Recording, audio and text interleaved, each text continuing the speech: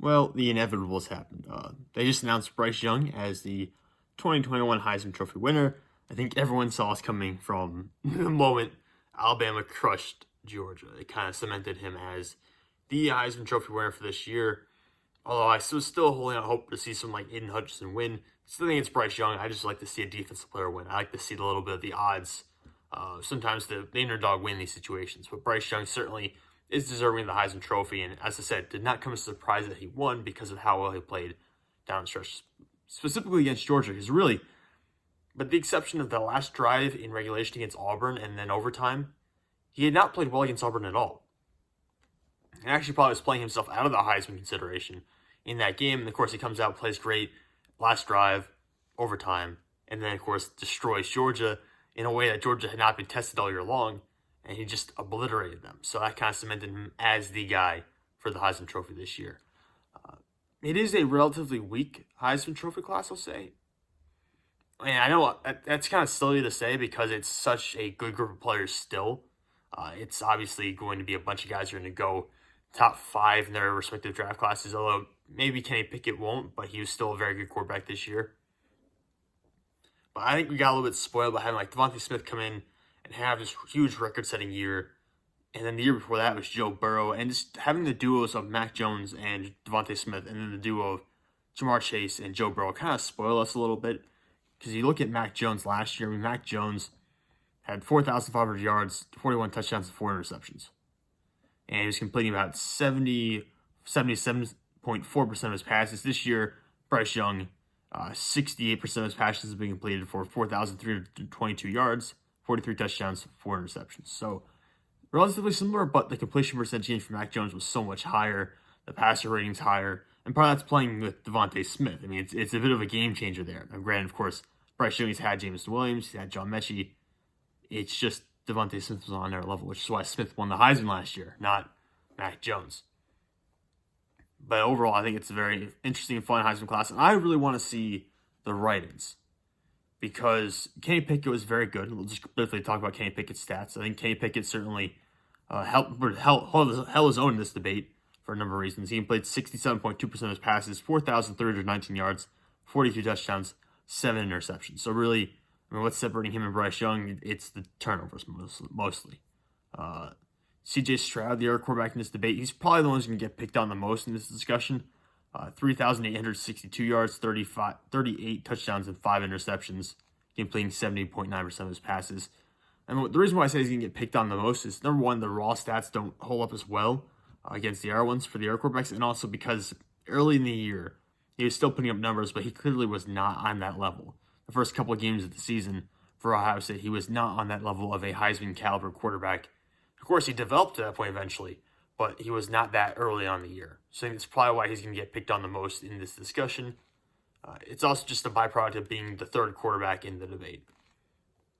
And Aidan Hutchinson, who had over 70 pressures this year. Depending on when you look, it's going to say 14 sacks or 15 sacks. They're different places with different numbers. Sports Reference has him down for 14 sacks, 15.5 tackles for loss, 58 overall tackles. And I want to see the writings because, of course, most people just look at the top 4, and it makes sense. The top 4 guys are almost always the 4 guys who receive the most votes. But the people in the ballots are actually writing guys.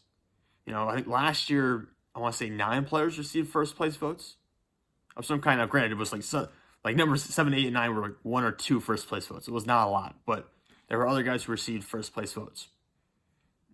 So if that's the case, someone like Will Anderson Jr., 15.5 sacks, and again, this is what Sports Reference has for him, 15.5 sacks, 29 tackles for losses, over 60 pressures, 91 total tackles. I can imagine him getting 5th place and getting a ton of votes, and maybe even being very close to CJ Stroud in this debate because of just how dominant he was on the defense side of the ball, and him really not being ahead of CJ Stroud in the voting is a little ridiculous because Will Anderson Jr.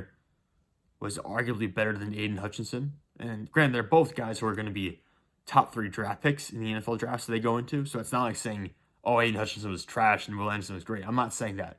They are both like these uber elite prospects. But Will Anderson Jr. arguably was better than Aidan Hutchinson. You can debate that. So having him not be there and CJ Stroud be there when CJ Stroud was clearly the 3rd best quarterback of the 3 QBs there is kind of it's a little weird, a little bit. I think a lot of people would agree with me. It sucks because you don't want to try to degrade CJ Stroud in any way because he endured so much heat at the start of the year when he wasn't playing well, and then came back and was playing phenomenal throughout the rest of the season after the first couple of games where he was really just learning to be a starting college quarterback.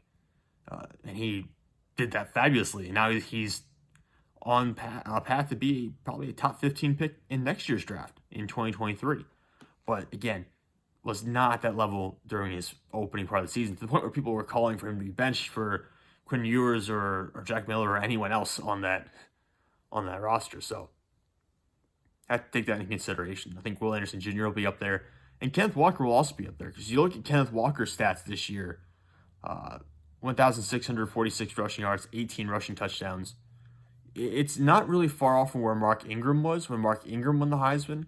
The only difference, I think Ingram had a couple hundred more receiving yards than Kenneth Walker did, and that really is what sets them apart in terms of statistically. But really, Walker is not that far off the pace that Mark Ingram was at. So you take that into consideration. I think you have to also be willing to put him in a place where he's going to get first place votes. He will, or at least considering some of the guys who've gotten first place votes in the past, Kenneth Walker probably should get some first place votes, just to be fair. You should also take into consideration that Walker racked up all his production in 12 games compared to Mark Ingram in 14, even though Mark Ingram only had, I think, 6 more carries or 7 more carries than Kenneth Walker for the season.